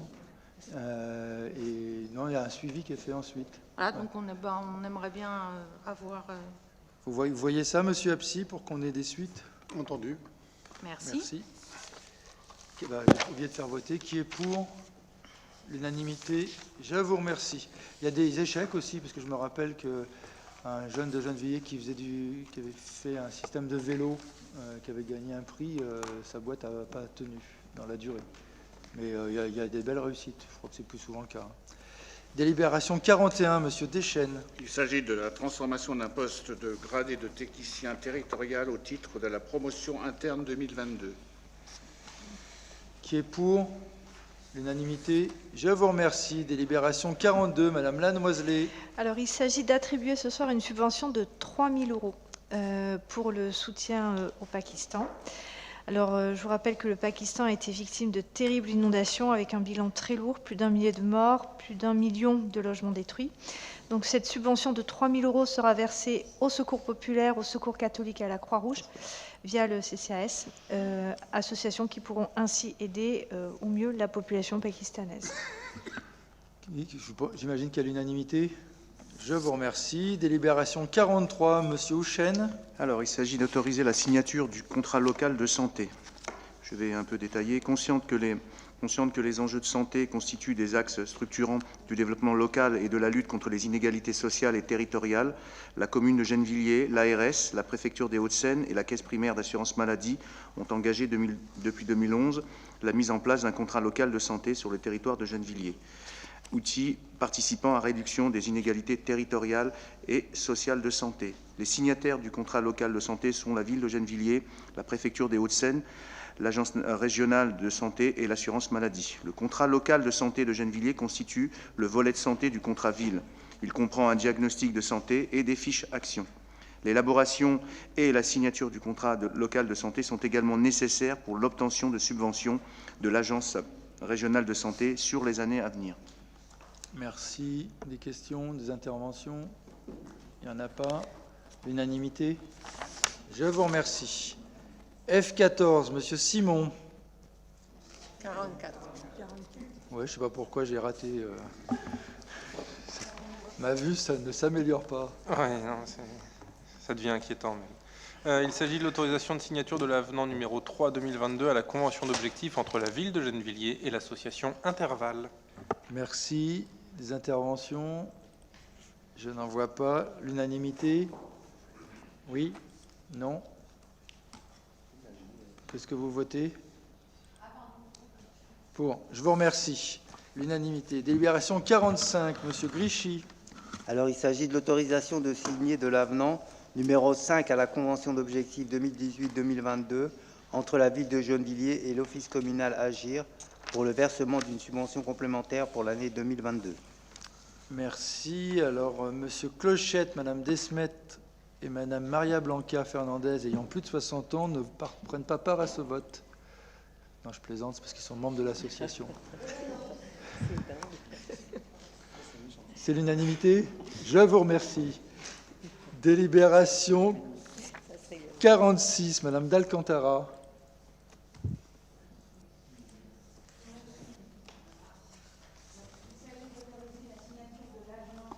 Numéro 1/2022 à la convention pluriannuelle d'objectifs entre la ville de Gennevilliers et l'association Gennevilliers Insertion. Alors, Monsieur Choukri, Madame Haug, Monsieur Boulor, Absi, ah oui, pardon, Monsieur Absi, Monsieur Boulor, Madame Gérardi, Monsieur Diallo ne prendront pas part au vote. Et Monsieur Briffaut qu'on vient d'élire, oui, à la place de Madame Haug, c'est Monsieur Briffaut. Qui est pour l'unanimité? Je vous remercie. Délibération E1, Monsieur Grichy. Alors, il s'agit de l'attribution d'une subvention exceptionnelle à l'association Charlie Pétanque en vue de la participation des équipes du club Charlie Pétanque à l'international de pétanque en Espagne. Merci. L'unanimité?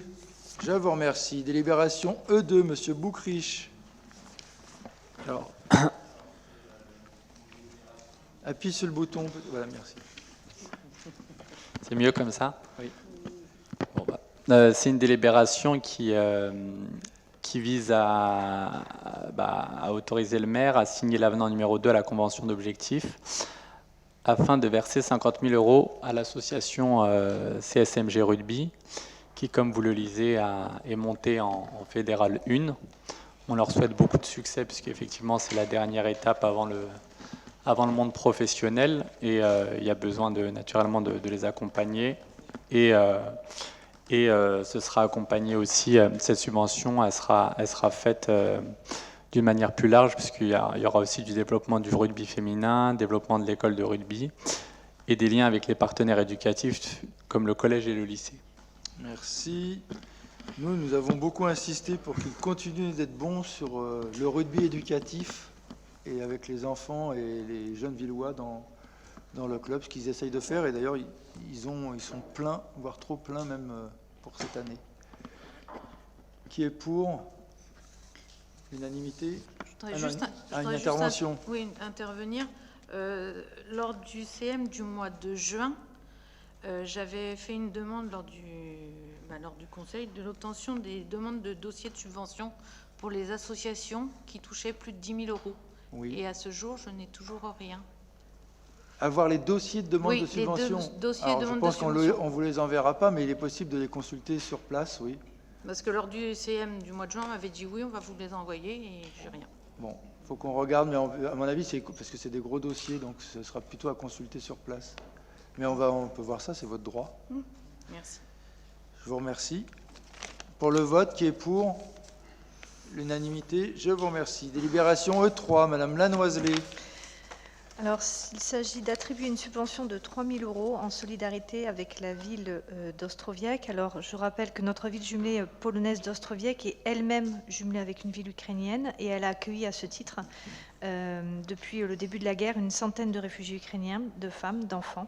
Donc, cette subvention de 3 000 euros qui complète une subvention qu'on a déjà versée de 3 000 euros auparavant va permettre à Ostrowiec de soutenir les réfugiés ukrainiens. Oui, c'est plus exactement en solidarité avec les Ukrainiens, puisqu'on aide Ostrowiec qui aide des Ukrainiens. Donc au total, on aura versé 6 000 euros dans cette aide. Qui est pour l'unanimité? Je vous remercie. Délibération E4, Madame Lanoiselet. Alors, il s'agit d'attribuer des subventions dans le cadre de l'appel à projet Transition. Merci. Qui est pour l'unanimité? Je vous remercie. Délibération E5, Madame d'Alcantara. Oui, il s'agit de la présentation du rapport annuel sur la mise en œuvre de la politique de la ville à Gennevilliers, le rapport de l'année 2021. Merci. Alors, c'est un gros dossier, vous l'avez tous lu. Y a-t-il des interventions?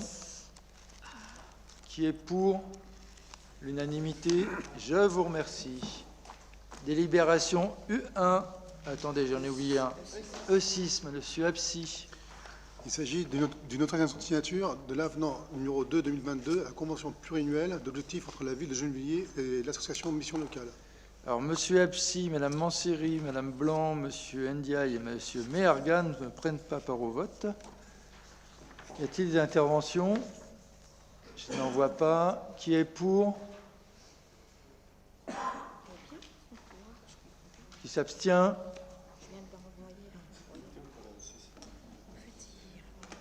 Alors, qu'est-ce qu'on vous dit par téléphone? Il faut voter pour ou il faut voter contre? Non, c'est pour renvoyer le pouvoir de M. Merga, il est correct. Ben, c'est pas celui qu'on a. Hein. Enfin, Je viens de le renvoyer à M. Boyer. Ah, mais vous en avez fait un autre entre-temps. Non, je ne l'ai pas fait, c'est pas moi qui l'ai fait, c'est M. Merga qui vient de me l'envoyer, je vous l'ai renvoyé. Ah, il vient de vous l'envoyer, c'est pas celui qu'on a reçu avant. Non, parce qu'on ne l'a pas inventé. Non, c'est pas le... Bah écoutez, revenez le lire. Non, je veux bien, là, vous êtes à la limite de fabriquer un faux si vous me expliquez que c'est pas le même. Bah si. Je viens de le recevoir. Bah oui, vous venez de le recevoir, vous venez de le dire. Vous venez de le recevoir, c'est pas celui qu'on avait reçu. Elle vient de dire qu'elle vient de recevoir la preuve que Merga lui a envoyé le mail que vous avez reçu. Bah vous l'avez... Venez le lire, venez s'il vous plaît. Non, venez le lire, venez le lire.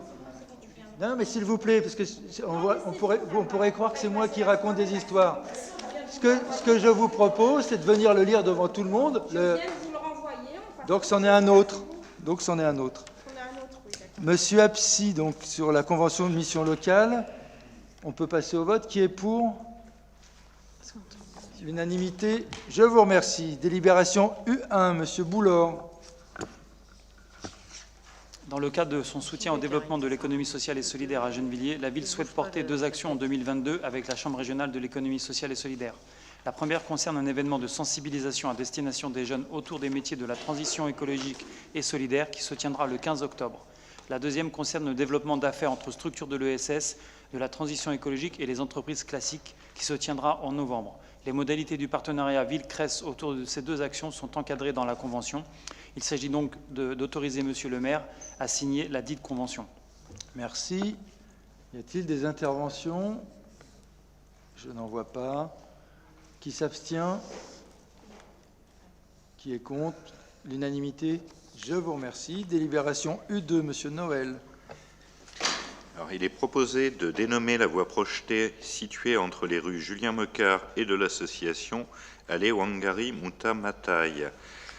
Cette femme biologiste, professeure d'anatomie en médecine vétérinaire et militante politique et écologiste kenyane, a été la première femme d'Afrique de l'Est à obtenir une licence en biologie en 1964, puis un doctorat en 1971. Elle fonde en 1977 le mouvement de la ceinture verte, un mouvement qui a permis à 30 000 femmes d'être formées à la sylviculture et de planter 51 millions d'arbres au Kenya. Je vous remercie. Merci beaucoup. Je remercie Anne-Laure Pérez qui préside cette commission et la commission qu'elle préside, parce qu'il y a un gros travail de recherche et de féminisation des noms de rues et de propositions sur la diversité en plus dans notre ville. Qui est pour l'unanimité? Je vous remercie. Délibération U3, Madame Toumi.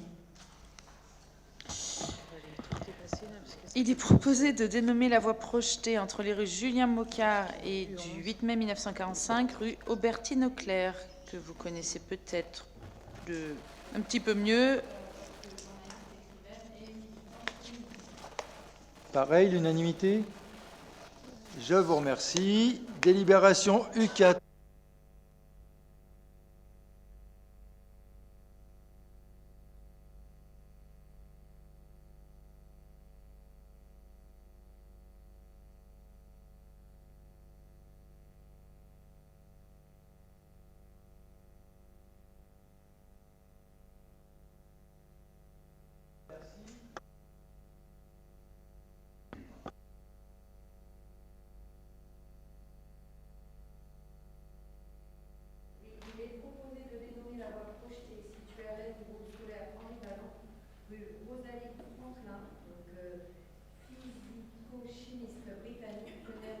Biologie moléculaire et elle a écrit par ailleurs dans ce cadre la femme qui a découvert la structure à double hélice de la Terre.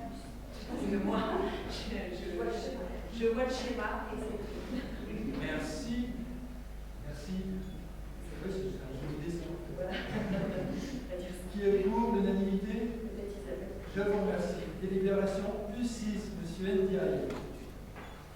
Il est proposé de dénommer la voie projetée située dans le prolongement de la rue des Annettes. Vous manquez d'originalité, monsieur. Il a un piège. C'est pour toi. Qui est pour l'unanimité? Je vous remercie. Délibération U7, Madame Lafont.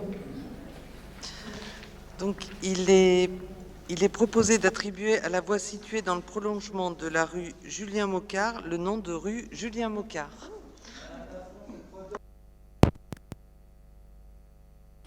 Je vous remercie. Ceci dit, c'est mieux plutôt de rendre les choses trop complexes. Délibération U8, pour moi-même. Il est proposé de dénommer la voie projetée située dans le prolongement de la rue Edmond d'Arbois, la rue Edmond d'Arbois. Les micros remarchent. Bien. Ah si, ça y est. Merci. Délibération U9, Monsieur Damoun. Ah bon? Mariama, c'est... Non, Monsieur Damoun, j'ai... Moi, j'ai Madame Gassama. Oui, bah, Monsieur Damoun. Jusqu'ici, c'est moi le président de séance, Monsieur Damoun. C'est très bien, c'est très bien, Monsieur le Président, merci. Il s'agit de dénommer le parvis du collège Édouard Vaillant, de lui donner une autre appellation que celle-là. Il est proposé de l'appeler Zaha Hadid, en mémoire de l'architecte irakienne. En fait, ça faisait l'objet d'un projet qui a été mené par le club ado et la structure notamment Thomas Bessot, concernant l'utilisation qui pouvait être faite de cet espace un peu différente autour de la question de l'art.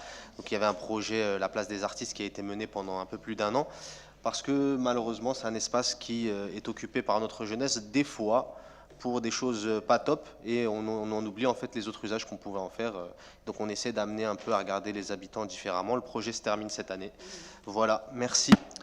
Merci. Qui est pour l'unanimité? Je vous remercie, c'est un beau nom. Délibération U10, Madame Titi Dingong. Il s'agit de procéder à la dénomination de la voie projetée entre les rues Émile Zola et Brenu pour l'appeler rue Camille Claudel, qui est bien 1943, sculptrice et artiste peintre. Merci. L'unanimité aussi. Je vous remercie. Délibération U11, Madame Pérez. Ah oui, c'est moi. Il est proposé de dénommer la voie située entre la rue Croix-des-Vignes et de la Découverte, la rue Geneviève de Gaulle-Antonios, résistante française, militante des droits humains et de la lutte contre la pauvreté. Et elle a été la femme qui a créé l'association, la belle association ATD Carmonde. Merci. Qui est pour l'unanimité? Je vous remercie. Délibération U12, Madame Pérez. Alors, il s'agit de donner un avis favorable à la prorogation de la durée de validité de la zone d'aménagement différé ZAD des Grésillons. C'est sur proposition de la ville qui était initialement compétente. Une zone d'aménagement différé a été créée en 2012 sur le territoire économique secteur des Grésillons. Cette procédure permet pour la ville de constituer une réserve foncière afin d'y préserver un aménagement cohérent. Et vous savez, dans ce secteur, c'est un aménagement pour de l'activité économique. Et donc, à cette fin, de se prémunir contre le risque d'une évolution non maîtrisée des prix des terrains. Et c'est grâce à cela, d'ailleurs, que l'on peut continuer à aménager le secteur économique, d'accueillir de très belles entreprises. Dernièrement, nous avons accueilli l'entreprise Ballas dans ce secteur et nous avons pu permettre à l'entreprise Up Chèque Déjeuner de se réinstaller sur la commune. Compte tenu de la fin de validité des effets de la ZAD en décembre 2022, il est opportun de donner un avis favorable à la prorogation de la durée de validité de cette ZAD afin que l'établissement public territorial Boucle Nord de Seine, qui depuis a pris la compétence aménagement, désormais donc compétent, puisse constituer une réserve foncière à l'intérieur du périmètre figurant sur le plan que vous avez dans le dossier. Merci, c'est notre contribution à la lutte contre la spéculation foncière. Qui est pour l'unanimité? Je vous remercie. Délibération U13, Madame Attaf.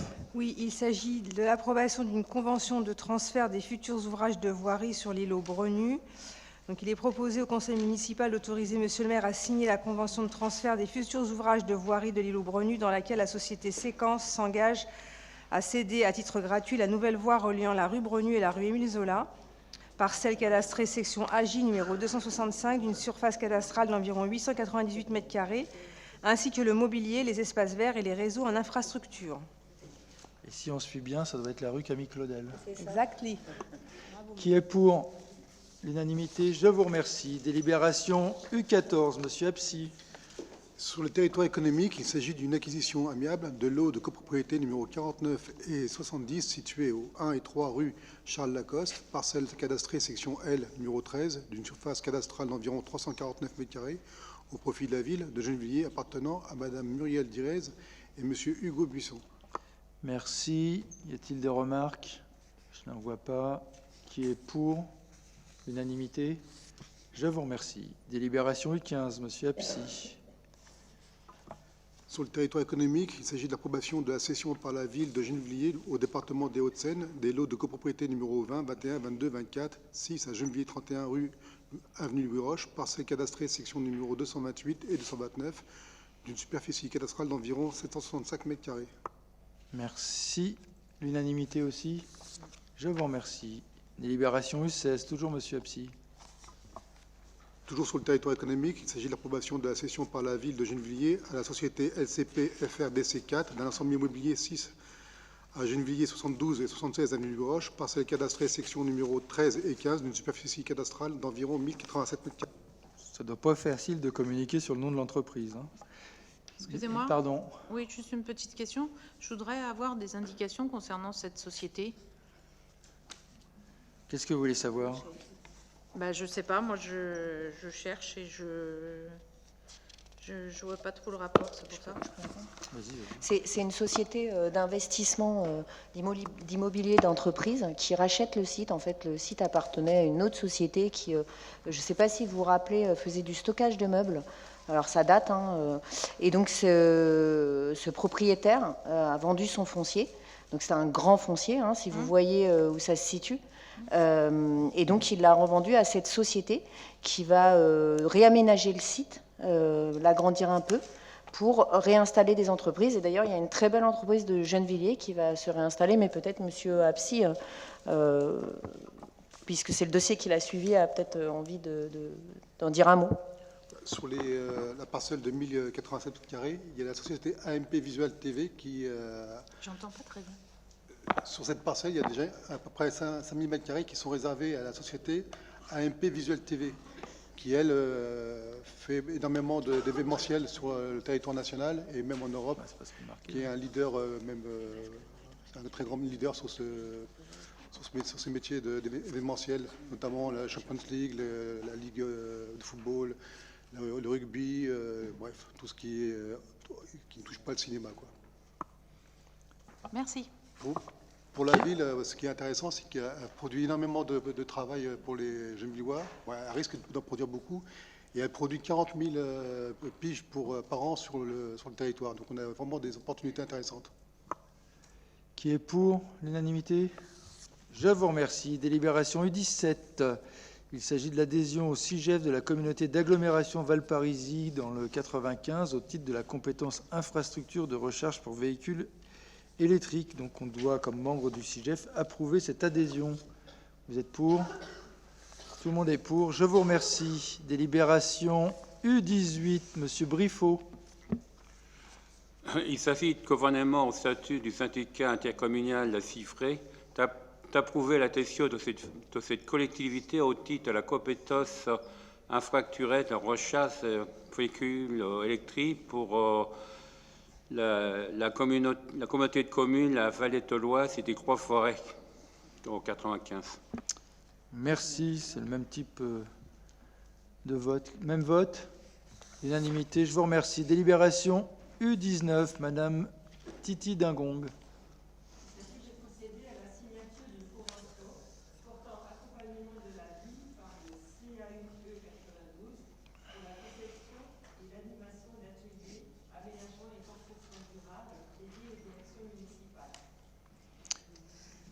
Merci.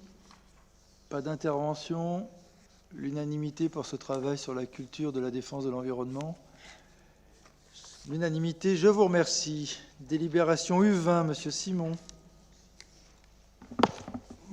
Il s'agit de l'autorisation de signature de la convention portant attribution d'une subvention dans le cadre de l'appel à projet émergence et amplification des projets alimentaires territoriaux du plan France Relance. Merci. Même vote, l'unanimité. Je vous remercie. Je vous propose que l'on passe aux vœux. Nous en avons fini avec les délibérations. Le premier vœu, qui le présente? L'abandon du projet de terminal 4 de l'aéroport de Roissy-Charles de Gaulle. C'est moi. Madame Lannoiselet. Alors, depuis le 1er juillet 2020, la ville de Gennevilliers fait partie de l'association collective d'élus pour le climat contre le terminal 4 de Roissy-Charles de Gaulle. Face à la mobilisation citoyenne, le 11 février 2021, le gouvernement a annoncé l'abandon du projet. Mais visiblement, il y a un problème entre les mots et les actes, puisque le plan de prévention du bruit de l'environnement montre qu'il y a bien une augmentation du trafic aérien qui correspond au volume prévu avec la création du terminal 4. De plus, on a constaté l'augmentation du passage des jets privés à destination du Bourget. Rappelons que les nuisances sonores ont des effets néfastes sur la santé des riverains, notamment dans le contexte des fortes chaleurs estivales qui obligent à dormir la fenêtre ouverte. Aussi, donc, le conseil municipal de Gennevilliers rappelle son opposition ferme au projet de terminal 4 de l'aéroport Roissy-Charles de Gaulle et appelle le gouvernement à revoir la réglementation en matière de bruit émis par les aéronefs, notamment pour limiter le survol des zones urbaines. Merci. Merci. Y a-t-il des interventions sur ce vœu? Madame Girardi. Oui, alors on comprend bien justement ce vœu. On est d'accord sur effectivement les problèmes de sonorisation et des avions qui passent au-dessus continuellement de la ville. Mais moi, il y a quelque chose qui m'interroge parce que là, on parle des avions. Mais demain, j'ai vu sur je ne sais plus quel journal un entrepôt qui va se faire au niveau du port de Gennevilliers, un gros bel entrepôt et justement qui va ramener énormément de trafic de camions sur la ville de Gennevilliers. Donc c'est un peu deux poids deux mesures, je pense. Non. Enfin non. C'est pas de même nature. Enfin, vous avez raison, faut qu'on limite. C'est pas de même nature, mais bon, on va quand même avoir des camions. Vous voulez une réponse ou pas? Oui, je veux bien, merci. S'il vous plaît, merci. Donc sur le nombre de camions qui traversent la ville, c'est pas juste parce qu'ils ont un plan. Vous regarderez, il y a une carte qui est sur notre site d'ailleurs, qui montre les lieux où les véhicules passeront. Et vous verrez qu'ils ne traversent pas la ville. D'abord parce que le meilleur accès pour aller au port, il n'y a aucune voie qui traverse la ville qui aide à passer pour aller au port. Au pire, c'est le boulevard de Coubertin. Au mieux, c'est la A15. Et le mieux, c'est encore la A86. Et ensuite, pour beaucoup, ce seront des véhicules électriques, puisque ce sont des véhicules pour travailler sur le dernier kilomètre. Donc les véhicules électriques sont plus silencieux, comme vous le savez. Et après, l'objectif, c'est aussi d'envoyer, c'est aussi pour ça l'intérêt de ce projet Green Dog, d'être installé aux berges de Seine. C'est aussi à moyen terme, parce que dans un premier temps, il n'y en a que 15% de trafic, ce qui est pour moi insuffisant par la voie fluviale. C'est aussi d'augmenter le trafic par la voie fluviale, comme commence à le faire d'ailleurs Ikea sur l'entrepôt qui faisait que du camion, et beaucoup de camions électriques aussi, et qui commence à mieux utiliser la voie fluviale 3 ans après son installation. Donc ça, c'est notre objectif. Ceci dit, là où vous avez raison, c'est que la lutte contre les avions, on doit la mener, mais on devrait mener aussi sur la baisse du trafic, ou en tout cas qu'il y ait de la part de la région et de l'État des mesures prises contre le bruit sur la A86 et la A15, qui sont les deux grands réseaux qui nous amènent du bruit sur la ville, et qu'il pourrait y avoir deux types de solutions dans un premier temps. Enfin, il y en a une, c'est de diminuer le trafic, mais ceci dit, ça me paraît plus compliqué d'y arriver rapidement. Mais il y a des essais qui ont été faits dans le Val d'Oise sur du bitume moins bruyant, avec des résultats plutôt appréciables. Et donc la région Île-de-France pourrait financer du bitume moins bruyant sur la A15 et la A86, et la couverture de la A86, parce que ce qui est scandaleux, c'est qu'elle n'est pas du tout couverte, cette A86 sur le tronçon Gennevilliers. C'est vrai aussi pour Villeneuve. Ils font d'ailleurs le gag, c'est d'arrêter le mur anti-bruit juste au niveau de Villeneuve, c'est-à-dire qu'ils font un mur anti-bruit pour les JO, mais pas pour Villeneuve. Donc avec le maire de Villeneuve, on est aussi sur cette action. Donc, et avec l'ensemble des maires, Colombes, Villeneuve et autres, on va engager une action, notre vœu en parle, mais sur le bruit de l'aéroport. Parce que l'aéroport du Bourget, là, en ce moment, exagère beaucoup là, sur le bruit. Voilà. Vous regarderez les chiffres, vous verrez que ce n'est pas énorme.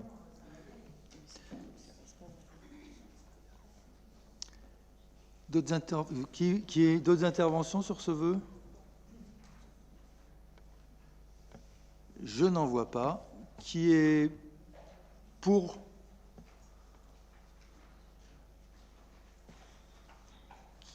Qui s'abstient?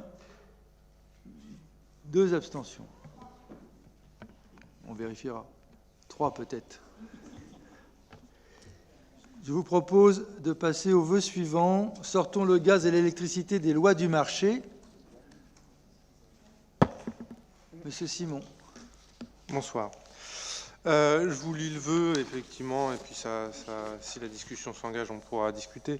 L'inflation qui obère le pouvoir d'achat des ménages modestes en premier lieu touche aussi les collectivités locales. En effet, la spéculation autour de l'énergie a des répercussions fortes sur les finances des collectivités, ici notre ville. Les collectivités ne sont pas concernées par les tarifs réglementés de l'énergie et affrontent de plein fouet les tarifs qui explosent. Les collectivités font face seules et sont prises dans des injonctions contradictoires permanentes. D'un côté, ne pas augmenter le budget de fonctionnement de plus de 1,5% par an en ce qui concerne notre ville, c'est la contractualisation avec l'État, tout en assumant seules, ces collectivités, la hausse du point d'indice de 3,5 points cet été pour les fonctionnaires. Nous sommes bien évidemment favorables à l'augmentation générale des salaires dans la fonction publique et dans le secteur privé, mais les collectivités ne peuvent pas, d'un côté, augmenter leurs dépenses et réduire leur budget, si ce n'est au prix de la destruction des services publics. Il est apparu pourtant lors de la crise sanitaire que les services publics et ses agents ont participé largement à tenir le pays debout, que leur mission était essentielle. Nous ne pouvons pas accepter ces doubles discours qui finissent toujours par détruire du service public, par éloigner les citoyens de l'effectivité de leurs droits. Les Gennevilloises et les Gennevillois paient aussi le prix fort de l'énergie et les témoignages d'augmentation de leurs factures sont nombreux. Dans une ville populaire comme celle de Gennevilliers, l'inflation est encore plus lourde, comme l'a montré une récente étude de l'INSEE. En effet, les postes de dépenses de l'alimentation, de l'habitat, de l'énergie occupent une part plus importante dans le budget des foyers modestes que dans les familles aisées. De plus, les discours sur la responsabilité collective de l'économie d'énergie est d'autant plus insupportable pour une ville populaire comme la nôtre. Nous engageons des travaux pour lutter contre les déperditions de chaleur dans les bâtiments communaux, dans les logements. Nous mettons en œuvre des politiques innovantes pour prendre notre part dans la transition écologique, mais il faudrait en plus nous infantiliser dans notre vie quotidienne. Et là, quelques exemples, couper la Wi-Fi, baisser un peu la clim, fermer les universités. Mohamed Binagdad, je me permets, a appliqué le dernier conseil de Bruno Le Maire. Il a mis un col roulé. Mais on en est à ce niveau-là d'infantilisation du débat public sur les causes et les conséquences de l'augmentation et de la spéculation sur les tarifs de l'énergie. Les discours déconnectés de nos gouvernants sont d'autant plus insultants quand ils refusent dans le même temps de taxer les profits et super-profits des entreprises de l'énergie qui font des bénéfices records. C'est sorti, je crois, hier ou aujourd'hui. Total va verser, je ne sais plus combien de milliards, 9,2 ou 22, je ne sais plus combien, de milliards de dividendes à ses actionnaires, alors qu'ils payent très peu d'impôts, évidemment. S'il y a pénurie d'énergie, il y a des profiteurs de cette pénurie. Le dogmatisme du gouvernement Borne est pourtant mis en porte-à-faux par Ursula von der Leyen, présidente de la Commission européenne, qui a proposé fin septembre, il y a 15 jours, de taxer les superprofits de ces entreprises, ainsi que l'économiste en chef de la Banque centrale européenne, qui reprend cette proposition. Même l'Union européenne, et c'est dire, est moins dogmatique que Macron. C'est pourquoi le conseil municipal de Gennevilliers, réuni le 28 septembre 2022, demande à Emmanuel Macron de sortir le gaz et l'électricité du marché et fixer les prix en fonction de la réalité des coûts de production par EDF. Permettre aux collectivités de bénéficier du tarif réglementé pour ne plus être soumises au marché. Bloquer le tarif réglementé de l'électricité et du gaz. Reconnaître l'électricité et le gaz comme des biens de première nécessité et interdire les coupures. Mettre en place un bouclier tarifaire pour les collectivités les plus pauvres, elles aussi victimes, comme nos concitoyens, d'une certaine précarité énergétique. Je vous remercie. Merci. Y a-t-il des interventions? Oui. Madame Chala. Donc on va voter pour ce vœu. On est d'accord avec les mesures que vous proposez. Ceci dit, on se questionne sur les travaux d'entretien qui sont faits par Gennevilliers Habitat concernant les économies d'énergie des locataires, qui ne sont pas terribles, de ce que nous remontent les habitants. Merci. D'autres interventions? Je n'en vois pas. Qui est pour ce vœu? L'unanimité. Je vous remercie. Est-ce que vous êtes d'accord pour prendre acte des décisions municipales? Nous prenons acte et avant de lever la séance, je attire votre attention sur le communiqué des élus de la majorité municipale en soutien aux maires et aux élus du conseil municipal de Stein, puisqu'ils ont été stigmatisés de manière intolérable, puisqu'ils ont été pris à partie, alors qu'il n'y a aucune raison de les prendre à partie. Il y a vraiment quelque chose de raciste, il faut le dire, de la part de personnes. D'ailleurs, j'ai cru voir que la personne qui avait stigmatisé cette équipe est mise en examen. Il y a une enquête qui est partie. Et donc, nous avons fait ce communiqué de soutien. Et je vous invite, la prochaine séance aura lieu le 16 novembre à 20h. Et je vous souhaite une très bonne nuit.